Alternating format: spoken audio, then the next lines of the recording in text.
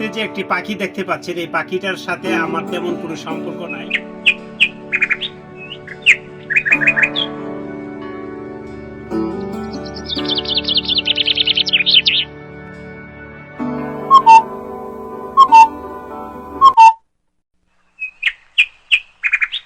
প্রিয় অডিয়েন্স, মহান সৃষ্টিকর্তার অপরূপ সৃষ্টিগুলোর মধ্যে পাখি কিন্তু একটা অন্যতম সৃষ্টি।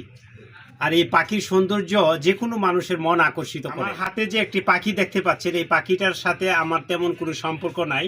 আজকে সর্বপ্রথম আমার হাতে নিলাম। এই পাখির সৌন্দর্য আমি আসলে বিমোহিত। তার সাথে কোনো পরিচয় নাই, উঠা বসাও নাই, বিশেষ করে খাবার দাবারের সাথে সম্পর্ক নাই। তারপরেও কিন্তু আমার হাতে অনায়াসে বসে আছে। এই সৌন্দর্যমণ্ডিত পাখিগুলো কিন্তু তার কাছে অসংখ্য পাখি আছে। আর এই পাখিগুলো সংগ্রহ করতে আপনি অতি দূরে যেতে হবে না, বাদাঘাট বাজারে আছে এবং বাদাঘাট বাজারের বাদামপট্টি রোডে আপনি যে কোনো সময় অনায়াসে তার কাছে অসংখ্য জাতের পাখি আছে। বাসা বাড়িতে রাখার জন্য অসংখ্য জাতের পাখি আছে। আমি এগুলোর নাম জানি না, তবে ভিডিও স্ক্রিনে অসংখ্য পাখি আমি এখানে দেওয়ার চেষ্টা করব, আপনারা দেখে নেবেন। ইচ্ছা করলে যে কোনো জাতের একটি পাখি এখান থেকে নিতে পারেন। আর এই পাখিগুলো কিন্তু অতি সহজেই পোষা মানে।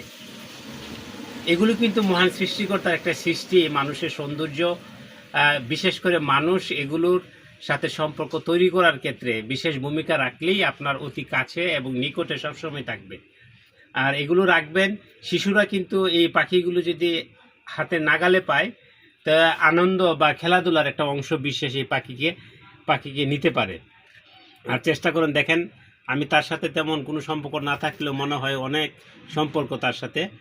কিন্তু এই যে হাতে বসা, এই যে দেখেন স্পর্শ করলেই কিন্তু অতি সহজে নিকটে, এই যে দেখেন। আর শব্দ কিন্তু বিকট, এখন কিন্তু শব্দ করতেছে না।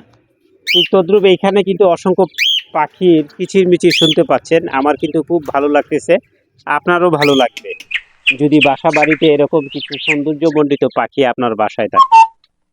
আর খুব সুন্দর পরবর্তীতে আরও অসংখ্য ভিডিওতে আমি তার কাছে যে আরও অধিক সংখ্যক পাখি আছে এগুলো আপনাদের সাথে শেয়ার করার চেষ্টা করব। ভিডিওটা লং হয়ে যাচ্ছে, যার কারণে শেষ করি। পরবর্তী যে কোনো সময় আরও পাখি আপনাদেরকে দেখানোর চেষ্টা করব। সবাই ভালো থাকবেন। আল্লাহ হাফেজ, খুদা হাফেজ।